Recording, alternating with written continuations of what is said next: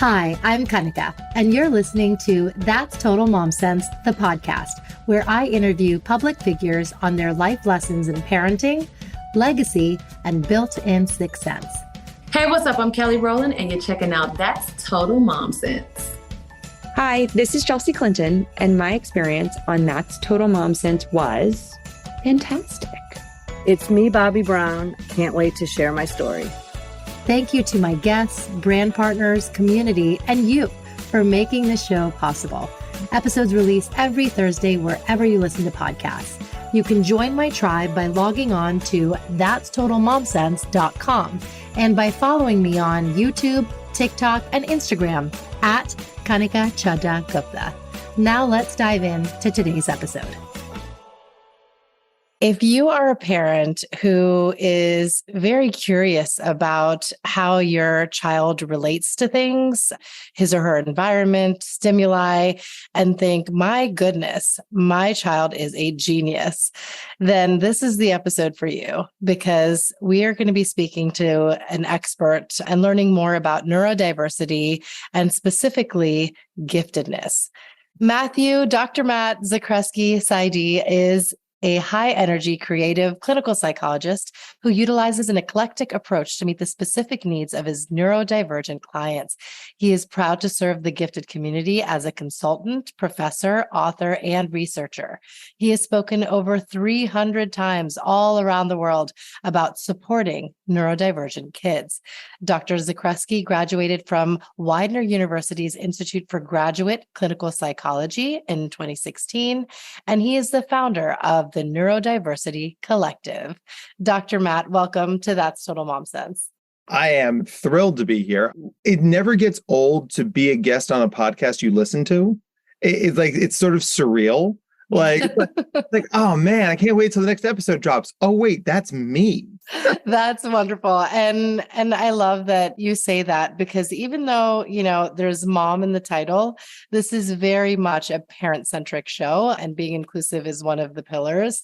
And so I'm glad that you get to shed light as a father and a highly acclaimed expert. So that's really, really wonderful. Tell us about what neurodivergence means. It's important to have a clarity of terms, right? So neurodiversity is all the brains, right? It's everybody's brains. And you can broadly sort them into two categories, neurotypical and neurodivergent, right? Most people, 68%, give or take, of humans are neurotypical. They have a typical brain. It's within normal limits. Neurodivergent brains are things that are different in some way. And that could be inborn biologically, or that could be sort of something that happens to you as you live. You could be neurotypical, right? And then have a traumatic brain injury, and then you are no longer neurotypical. Grounding all of this in brain science is vital, because for a long, long time, we saw behaviors and the things that kids do as a reflection of personality, parenting, making it a choice, right? And thus, it's the kid's problem. Now we understand more and more that these things flow from brain differences, or legitimate quantifiable brain differences. The kid is still responsible for the choices they make, but where it's flowing from is a different place. With that knowledge changes how we intervene, and thus hopefully helps give our kids what they deserve. Yes, 100%. And so it's very much a spectrum. Can you tell us about, what that spectrum looks like? There are many things that are in the neurodivergent family, right? ADHD, very common. Autism, very common. OCD, schizophrenia. Growing up as a gifted kid in New Jersey, I just always assumed I was very smart. And I knew smart comes from the brain, but it never really occurred to me that my intelligence had something to do with the fact that my brain was literally different. But the more we learn about giftedness, it's not just, oh, you are good at spelling tests. It's, oh, you got a 1600 on the SAT. It's legitimate brain differences that show up not only in the classroom, but more importantly, on the playground, at the office, with your partner, in the community, right? You are gifted all the time, right? And those brain differences if kids don't know about them, or if their conversation stops with, oh, I guess I'm just really smart, then we are missing some of the fundamental aspects that can make this challenging. And the more people know, the better they can do. And can you actually tell us more about the science? Because you've written many articles about this, but is it the size of the brain, the speed of the synapses? Like, what is it in giftedness specifically in the hardwiring? So I'm going to highlight 3 primary differences.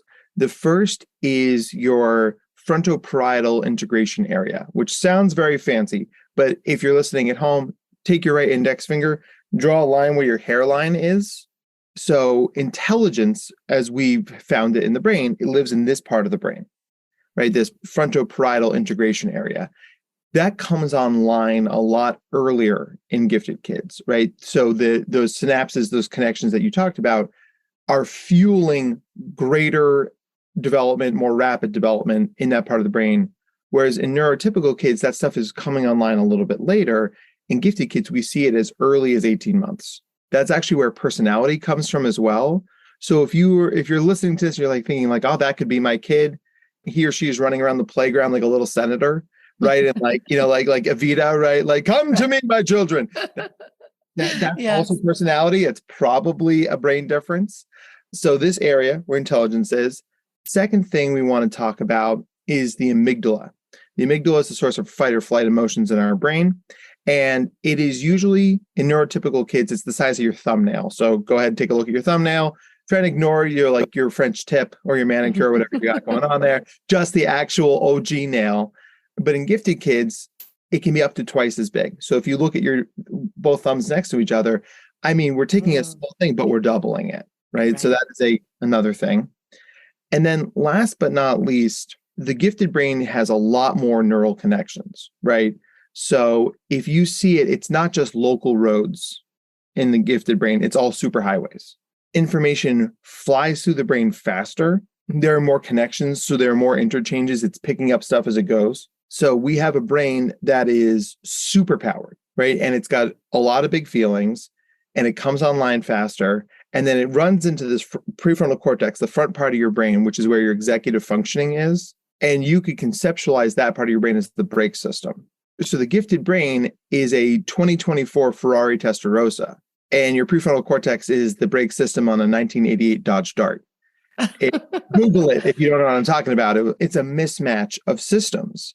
That's why you've got a kid in class where the teacher's like, what's the capital of New Jersey? And before they're even done saying New Jersey, the gifted kid is sprinting out of their chair. It's Trenton! Right. Okay, Tommy. Like, it's taking several notches. But all of these things are manifestation of brain differences. When did you first discover, and your parents, that you were gifted? A lot of kids get identified in second grade. The American education system has a lot of redundancy built in. So we see a lot of kids get identified in second grade because second grade in many ways is a redo of first grade, right? It adds more, but not a lot. So you start to see kids get bored in class. You start to see kids move through things quickly. That's what happened to me. They sent us home with a math workbook. We were supposed to do pages 1 through 4. I finished the dang thing. And I brought it back into school on Monday and I gave it to them and they said, what's this? And I said, well, I finished the book. And they sent me to the principal's office because they were convinced I had cheated. And this was before Google. So it's not like I could have even looked up the answers, right? So then my parents said, he's probably gifted. That makes sense. So we did the IQ test, got a 144 IQ, and they sent me back to class and they just gave me another math workbook, right? I mean, like nothing changed. And even as an 8-year-old, a very precocious 8-year-old, but an 8-year-old nonetheless, I remember going home and saying to my mom, like, that's not right. Like, I showed you I could do the thing. Why are you giving me more of the thing, right? Yes. Let me do the next thing, the harder thing, the more interesting thing. My professional life, my professional journey started in that second grade classroom in Fairhaven, New Jersey in 1991, maybe? Can you tell us about how we can identify it early on?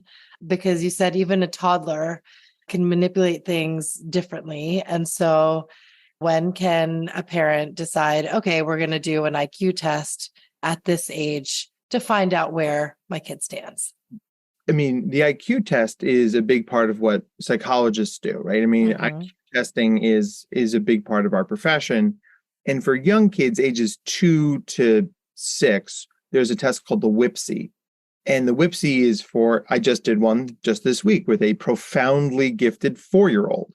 And what we're seeing is those sort of standard reports, even leaving the academics aside for a moment, right? Because if you're a parent, you're probably sitting there going, my kid is reading, my kid is stacking blocks, my kid can color more or less within the lines. Those are things that like, okay, clearly this is an intelligent human. A lot of the psychosocial or social emotional things that are marked by giftedness are actually why kids get referred. So is your kid somebody who has a lot of sensory needs? Are they hypersensitive to things and hyposensitive to other things? Is your kiddo weirdly uncoordinated? Like not so much in like I can't walk way, but like catching a ball or using a fork. One of the things we know about the gifted brain is that PFIT area, when it comes online earlier, fine motor skills tend to lag as a result. So all kids who can do multivariate calculus but can't catch a softball, right? Because it's a different system of the brain, right? And like you had borrowed from Peter to pay Paul. Also, gifted kids develop what we call asynchronously. So a neurotypical kid, if they're 10, they're basically 10 emotionally, socially, physically, academically, intellectually.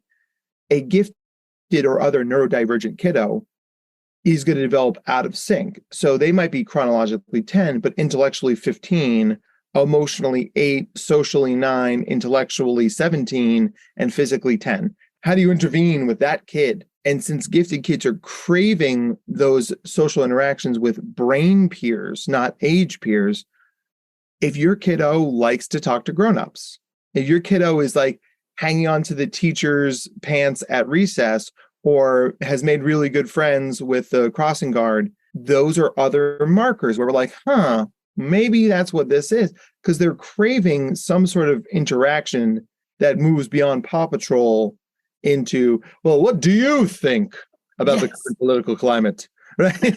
Right. Rather than like, what color is the sun? Yellow. Yeah. Right. That's really incredible. I love that you touched on all the different facets to how their brain works and how they relate to the world. But if we were to like map out, a checklist for parents and they see that their child is that, where do you go get an IQ test done? It depends, of course, on how old your kid is. Right. So we're going to start older and move backwards. So if you go to public school, then the money you pay into with your taxes that pays for public school allows you to request that the district tests your kid. Okay. And so most districts have a child study team.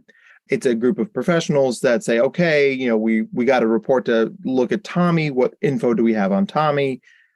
And then if they decide to move forward, then they would refer him to their in-house school psychologist. The school psychologist then would do an IQ and or achievement test. So that's the school psychologist's job. So whether you are in Princeton, New Jersey, or Portland, Oregon, or wherever else our wonderful listeners are coming to us from, your public school will have a school psychologist. Now, this is where we put that caveat in there because school psychologists are responsible for the entire district. And oftentimes, they are getting referrals for kids who are significant behavior challenges, kids who have learning delays rather than just differences. And you'll hear this from a lot of districts. It's like, your kid's got straight A's, your kid is doing fine. Why would we test your kid? Now, they have a legal obligation to consider your request, right? They can't just say, nope, you got straight A's, I won't even talk to you. But a lot of times districts will say, like, it's a triage, right? We got a lot of other priorities right now. My husband and I were talking about this. A lot of programs in our home state of New Jersey, like Governor School, have been defunded because, the education system feels like there's no need to put money behind kids that are already ahead of the curve. And they're just kind of like, let's focus on those who need more attention. And so in that effect, as a parent, it's important to advocate for your child either way, because, they're in a setting where they feel they're not being seen or heard. And so it's up to the parents to say, no, I want to create some sort of testing and then curriculum that caters to my child's needs. And parents are often the people who drive the buses there. And this is where it's completely appropriate to reach out to somebody like me, a professional who can go to a meeting with you and answer questions and tell you about the science. Also, the vast majority of states have a gifted child organization. And, New Jersey, we have a very strong one. Most states have them. Some of them are in various states of development. But don't go it alone. Gather your super friends. Because I'm assuming if you're listening to this podcast and you're a parent, you're probably doing it in fits and starts, driving between soccer practices and ballet and school, and you've got to drop the dry cleaning off, and oh my gosh, I've got to get to the office. It's hard to find the time to do any of these things, right? Right. So do yourself a favor and gather more resources, gather more people, because ultimately that's going to be what drives this forward in a productive way. One thing to mention there for New Jersey, there's the Gifted Child Society. I just want to plug them and their director, Darcy Natali.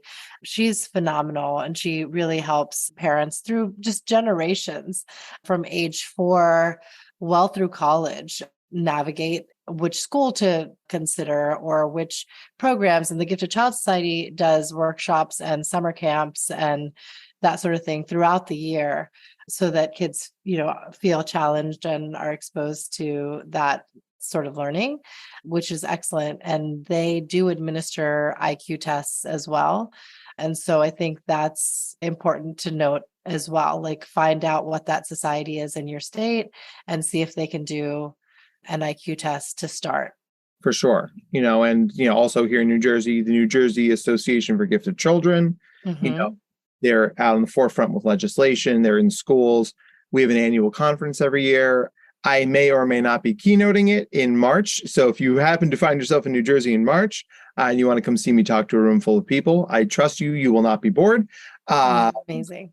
So, but yeah, you can't go it alone.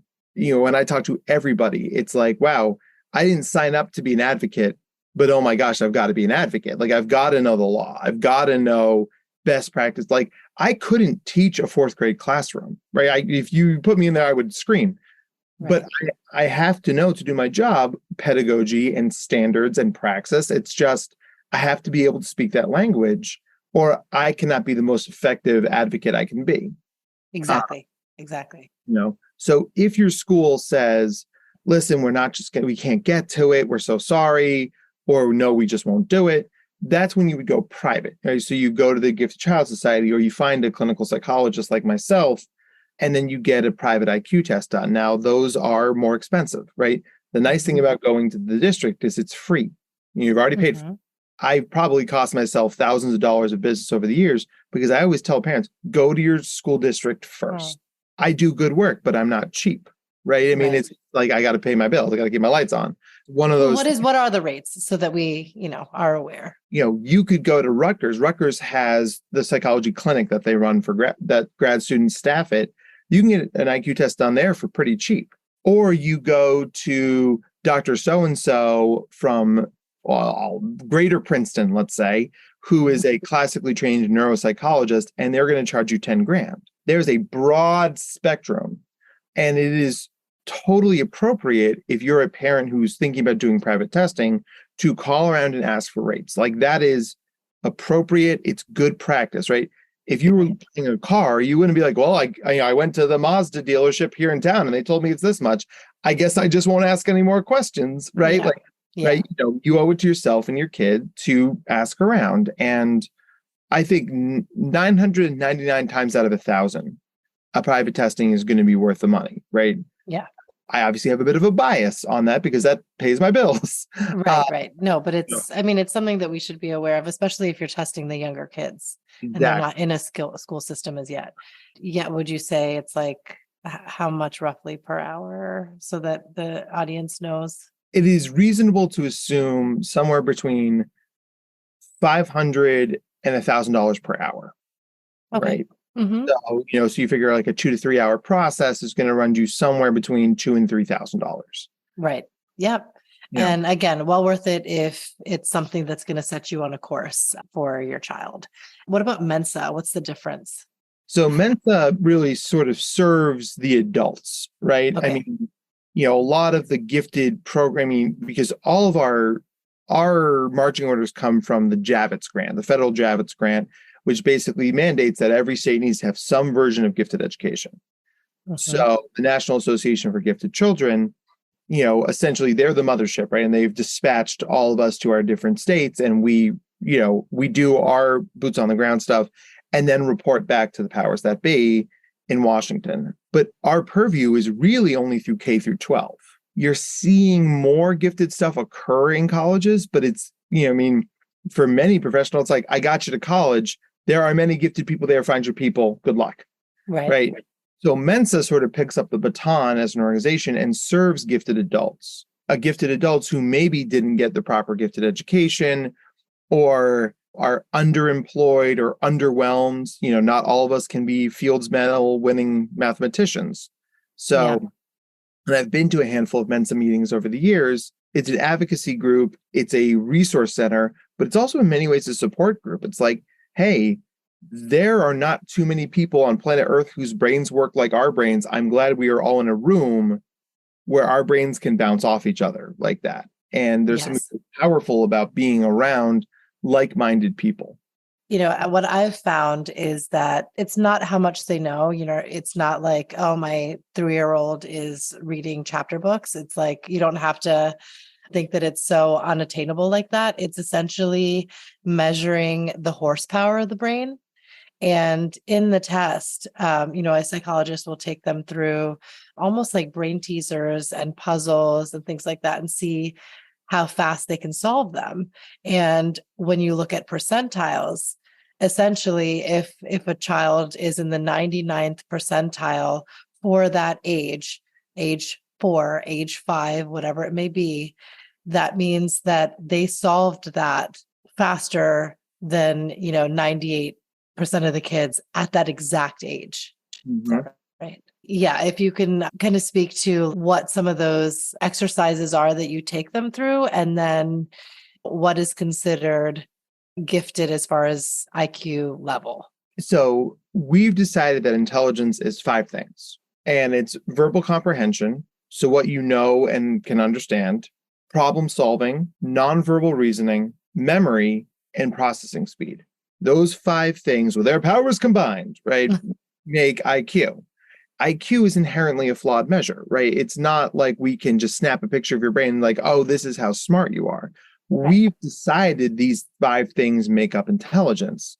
And I'll tell you this, a lot of times gifted kids do great in verbal reasoning, nonverbal reasoning, and problem solving, and fall off a cliff in terms of memory and processing speed.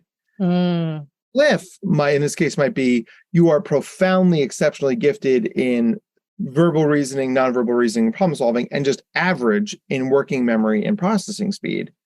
But the difference between the top of the mountain and ground floor is still a big difference. Yes. Kids are like, why can't I process this stuff at the insanely fast rate that I can do everything else at? And then they bog down, they get frustrated. The scores that pop out, I often see them as sort of a ski slope, right? We start up really high and then we just sort of slowly go downhill. And that is not atypical just because of how the gifted brain works, right? I mean, it's very fast until it isn't, right? If you've seen all the Fast and the Furious movies, right? You know how like Vin Diesel's car has like 97 gears that he can just keep downshifting? Yeah. Like the gifted brain doesn't have a second gear. I either got it or what do I do now, right? Like I don't have another move, and you have to teach them that. You have to teach them, okay, cool, you didn't get it instantly. Now what do you do? Right? Like, let's talk about how to problem solve. Let's talk about how to be resilient. And that can be sort of a foreign concept to a lot of bright kids because they're not building those same skills the way neurotypical kids are. Neurotypical kids get the gift of grind, right? They have to work harder. They have to study. They have to ask questions. Many gifted kids skate on through right till the end of middle school into high school without really having to break a sweat. Yeah. But this is why gifted education is so important, because then you get kids who sophomore year of high school get the first time they've never been able to do a test and panic because they don't know what is studying. People talk about it all the time, right? Like, what does that even mean? And, if you're the smart kid, if everyone says your name in Genius or Harvard or Mensa or whatever those things are, failing a test is not just a poor grade. It is a reflection on your lack of worth as a human. That's when somebody like me comes in, because that's like a catastrophic wound to the ego, right? And I help people remind themselves, like, while we are our brains, we are far more than our IQ. So that gifted level of IQ starts at 130. It's 2 standard deviations away from average, which is 100, but it keeps going ad non infinitum. So we get highly gifted at 145, profoundly gifted at 160, exceptionally gifted at 175. I tested a kid once who had a 193 IQ. That kid is as different from neurotypical kids as a gifted kid is from a profoundly gifted kid. Like this is just like, this kid's a unicorn. And I explained that to him and he goes, interesting. And I'm like, do you have any questions? He goes like, well, now what? Right. I mean, like, just very like, what do we do? That's where you start getting to these hyper specialized schools, programs, societies that serve those kids, because that kid, I mean, just a remarkable young man. Right. But I mean, I said, like, we are going to have to really change your entire life, because you aren't going to do third grade. Third grade for you probably got that done when you were 3. Yeah. So oh my gosh. Yeah. Like where is the fastest you can run and the highest you can jump and put you in those places? I guess to bring it back to those who are listening, who have gifted kids and now need to learn the practical strategies to answer the now what question. Yeah. Let's get into that. And we can start with the fact that they have a very know-it-all attitude oftentimes. Mm-hmm. I don't need help with this. I know what I'm doing. No, you're going to spill the milk carton all over, or you're going to, you don't know. Or they are such perfectionists inherently. I messed up on this word and, it's slanted and I have to just rip up the whole paper and start again. Or I didn't color in the lines properly, or whatever it may be. And then it becomes even bigger challenges as kids get older. But to be so one track with like, this needs to be perfect, that's so unattainable. How as parents can we guide them through those meltdowns? The first thing, we understand that perfectionism is an outshoot of anxiety, because it's all about control. Like, hey, if it's perfect, I don't need to worry about it. It's done. It's perfect. It's great. Wonderful. Let's move on with our lives, right? Right. And since that is unsustainable, and this is where being gifted is tricky, because gifted kids make it more possible more often, right? Mm-hmm. You can get the 100 on the test. You can paint the perfect picture. You can sing the perfect aria more often than other people can do. So your brain starts to say, well, if perfection is attainable for me, why wouldn't I reach for that every time? And that's so I love your word unsustainable, because like, yeah, you can do it. But imagine if you drove your car at the top end speed of your car all the time. You would, get several tickets, but also your car would explode. I'm not a car guy. I can't fix it for you. What's often helpful here is the idea of top-down versus bottom-up thinking. So top-down thinking assumes perfection, right? You look down from the top, it is where it's supposed to be. Great, I have no further questions, I'll move on. If you're doing top-down thinking, the first thing you see is the thing that's wrong, right? So if you get a 97 on a test, top-down thinking is, I was supposed to get 100, I got one problem wrong, right? That's the first thing your brain says. And it's sort of that negativity, like downward spiral from there. Bottom-up thinking is, somehow by hook or by crook, I knew 97% of the material on this. That is freaking amazing. Yeah. That's awesome. That, like, one of my best friends growing up, a profoundly gifted human, he's killing it out in Silicon Valley right now. He walked out of the SAT saying, I got one problem wrong. And I was like, oh, you mean like there was a section you do so well? He's like, no, I got one problem wrong. Now think about it. This kid got a 1,600 on the SAT, got a full ride to Stanford. Yeah. Right? Wow. But the first thing his brain says, you got one wrong, buddy. There's a speck of paint out of place on the Mona Lisa. How dare you? Right. But this is when a lot of people describe me as sort of aggressively pragmatic, because like, listen, it's just got to work. Like, so that's when we get into bottom up thinking. the default is do nothing. The default is I didn't do anything. I didn't try. I didn't attempt it. So anything you do through that mindset is value added. Like if you wanted to go to the gym today, as parents, like we're always like, I got to get to the gym. You never get to the gym. There's always stuff that gets in the way. So instead of going to the gym, you did 20 minutes of planking after the kids went to bed. Bottom up thinking says you did something. You added value. Yeah. So if you said to your kiddo, I know you wanted to draw a perfect picture of a shark, and I know the shark is not as good as you wanted it to be, but it isn't, the shark is either good or bad. It's not binary thinking. It's there could have been no shark or whatever shark you added, right? Yes. And you can talk about how to make that shark better, right? So better is a journey. Best is a destination. We want to take the best and throw it out of our kids' vocabulary because it's not helpful. Better is we can always try and do better, right? And that's a very cool thing because, parenting is a journey and always trying to get better, right? Right. Perfect parents, no matter what they say on Instagram or Pinterest. I'm speaking directly to you, audience. Yes. Social media will break your brain on that.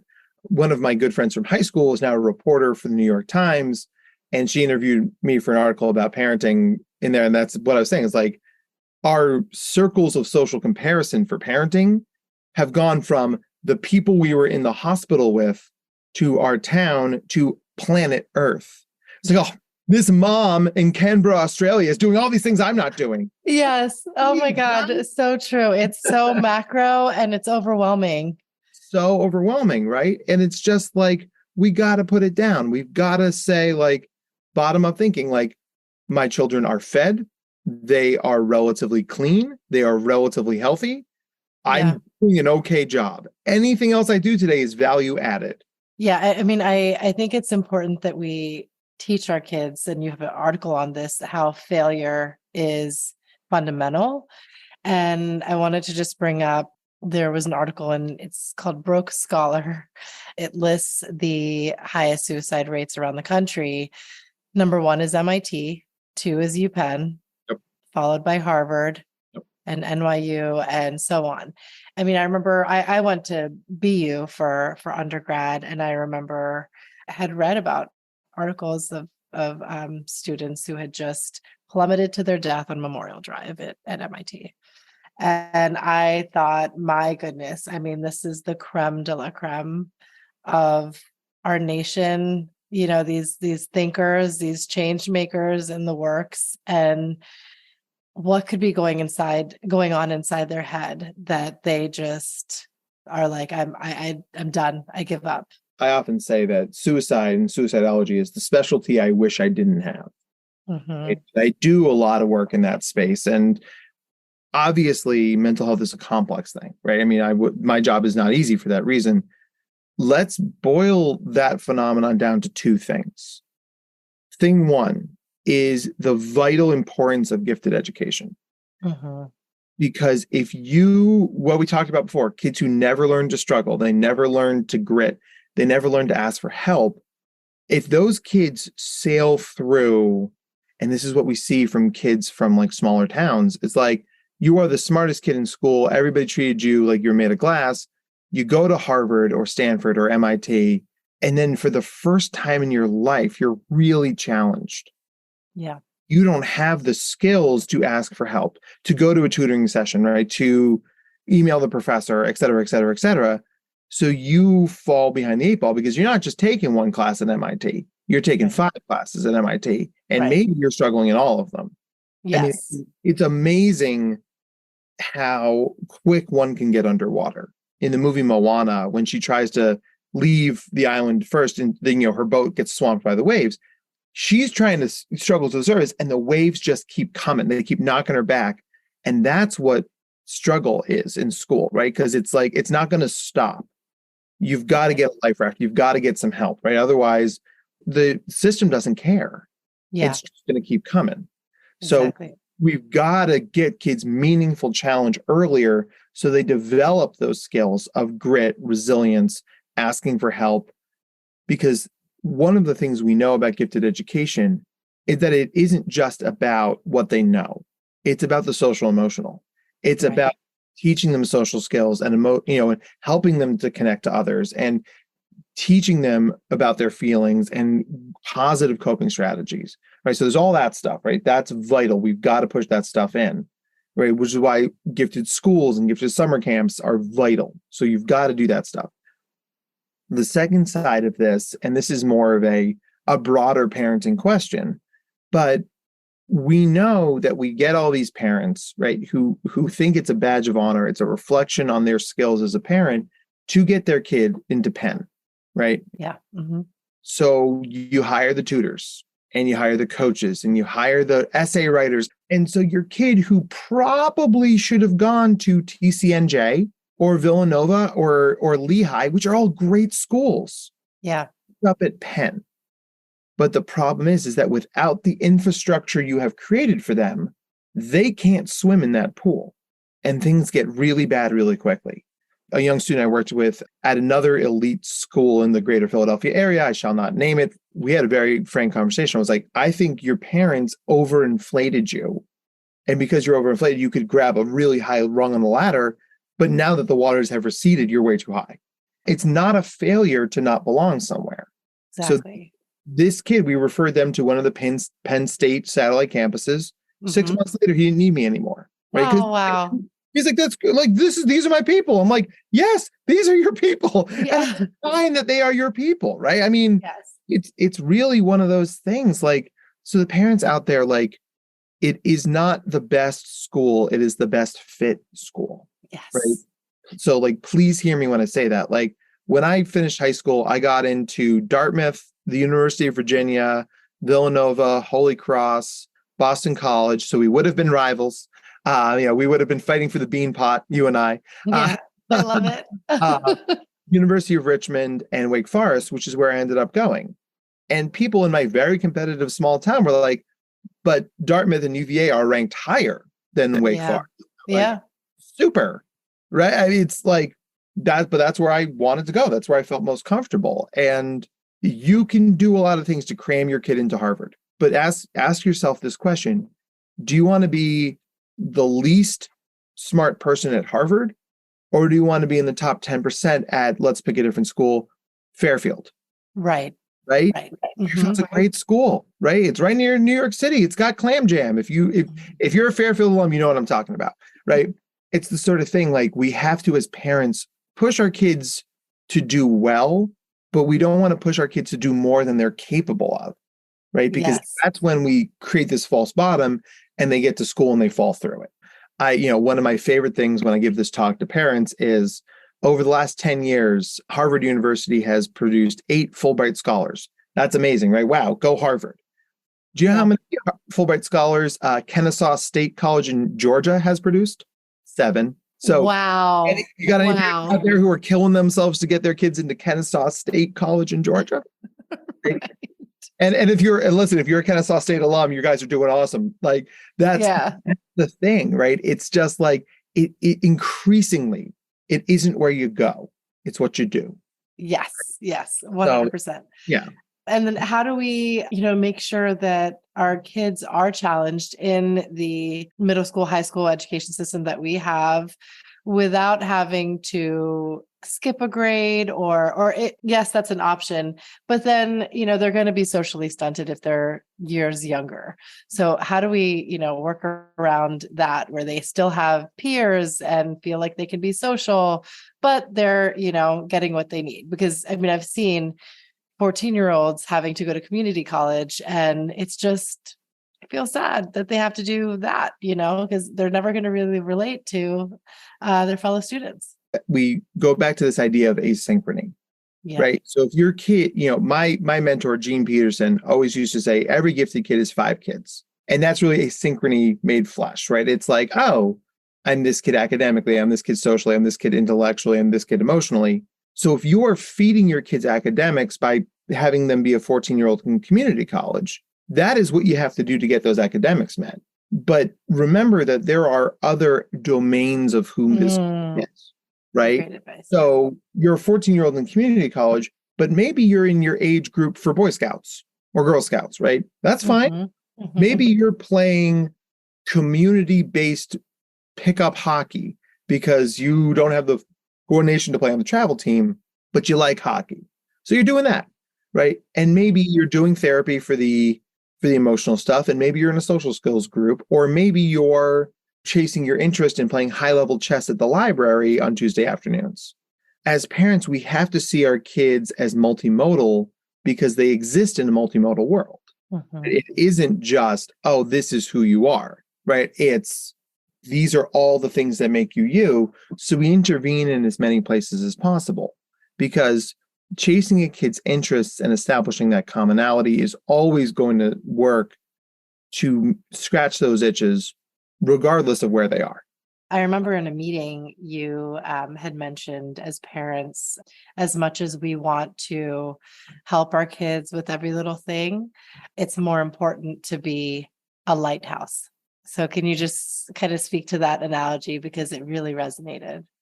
So I grew up, because I grew up on the Jersey Shore. I grew up as I was a lifeguard, and the number one thing that the first thing they teach you to do is, if someone is struggling, you bring something for them to grab onto in the water. Because if you jump in, they're going to grab you. That's what humans do. Interesting. Okay. Right? Yeah. Right. So you give them the surfboard, you give them the floaty, you give them the life preserver, right? That's going to take the burden of trying to stay above water off of them, and then we get them back to shore. So as parents, our instinct is to leap into the water and save our kids. That means now I got to save two people. If I had a nickel for every time I talked to a mom who is sitting in the school's parking lot having a panic attack on state testing day, I'd be like, well, this is his future. I'm like, it isn't. Like no kid has not gotten into Princeton because of how they did on the 7th grade PSSAs. I promise you, as an educational and psychological professional, it doesn't work that way. Yes. Right? Yeah. No, we have to care, but we got to put a limit on how much we care. And that's why when we feel the need to leap into the water to save our kids, that's why it's helpful to be the lighthouse. Lighthouses are steady. They are a beacon that, regardless of the level of danger, they're always there. Right? Give our kids something to point towards and swim towards and get that help. And that's how we meet their needs, right? It's about leaning into that stuff. So be the lighthouse and say, like, hey, I know this is hard right now. I'm right here. I'm not going anywhere. Keep swimming to me. You can keep asking me questions. You can always come to me for help. And when we do that stuff, that's how people end up doing better. Brilliant. And now if you can share a dad sense moment with us. This segment of the show. So yeah, tell us when you trusted that intuition. And I'm sure it's every day, but sometimes it really, really works out in your favor. So there's two parts of this. Do you mind if I share two? Yes. Oh my gosh. Of course. Please. When, I took my kids to the local park. There was a kiddo who fell off the slide, and they didn't fall far, right? But, they were clearly hurt. And it was the sort of thing that I instinctively I scooped down. I was like, hey, are you okay? Like, keeping a distance. I don't know this child, right? And realizing in this moment that this kid was terrified, not because of me, but because they had fallen and the parent was not nowhere to be seen, right? Okay. So I scooped up this kiddo, right? And I'm like, listen, I'm going to keep you safe. My name is Matt. What's your name? Right. And I was like, I got you, buddy. And so we're looking around, I'm trying to find a parent that looks like their sans child.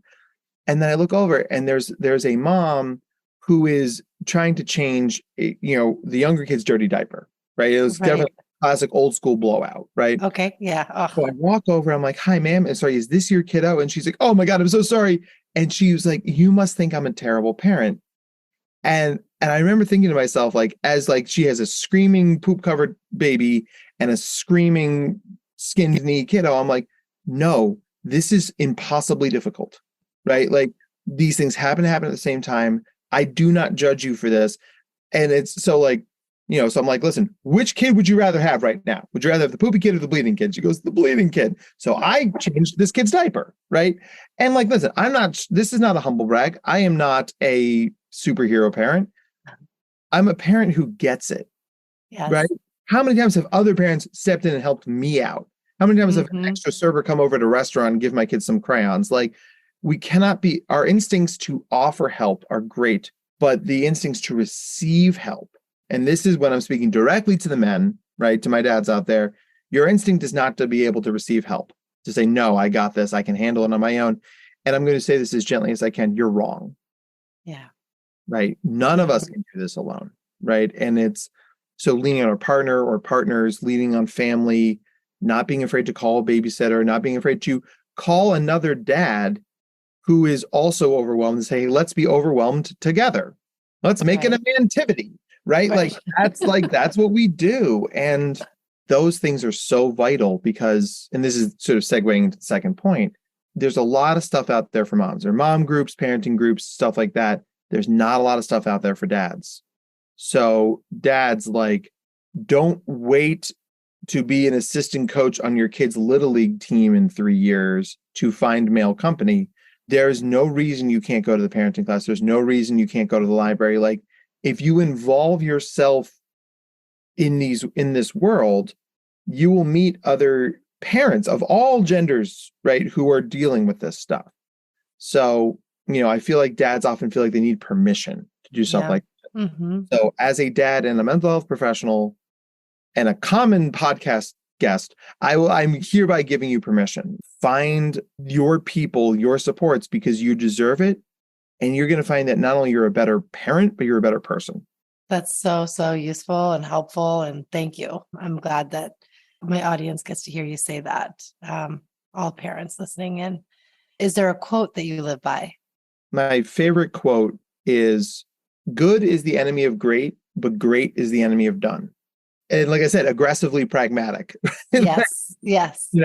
Because I'm a recovering perfectionist, right? And I could fiddle with things until they're perfect, but then I don't get anything else done. So good can be the enemy of great. That's true. But great is often the enemy of done.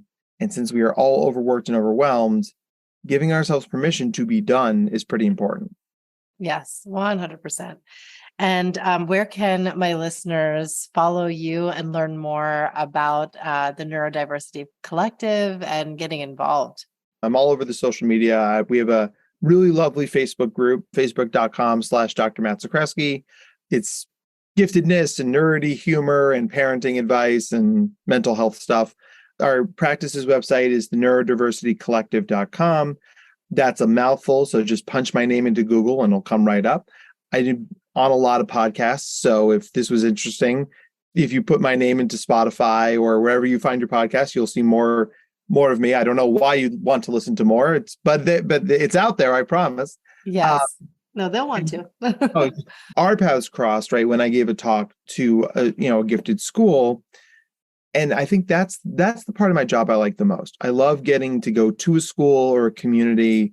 And that's why I travel all over the country and sometimes all over the world. I mean, next week I'm going to Minnesota. The week after that, I'm going to Reno, Nevada. The week after that, it's down to Philadelphia. I love going places because that's where you can make the biggest impact. I have a mission to help as many neurodivergent kids and many parents of neurodivergent kids as I can. So if this is interesting, you think I could help your community, your school, shoot me an email and we'll set something up. And I love to come out and be able to do that for you. Thank you, Dr. Matt. I'm going to be sure to link all of your press articles that you've written or have been featured in, and your website, and where all they can reach you. I appreciate you, and I'm so glad that you're a lighthouse in our life and so many people we know. Thank you so much. Thank you. I mean, this was a treat, and I had a lot of fun.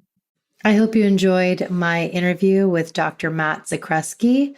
To learn more about him, you can log on to the neurodiversitycollective.com.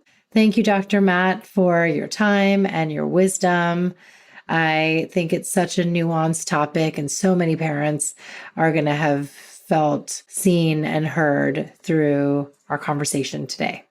I also recommend following a dear friend, Debbie Reber. She has a community called Tilt Parenting, and it is dedicated to differently wired children.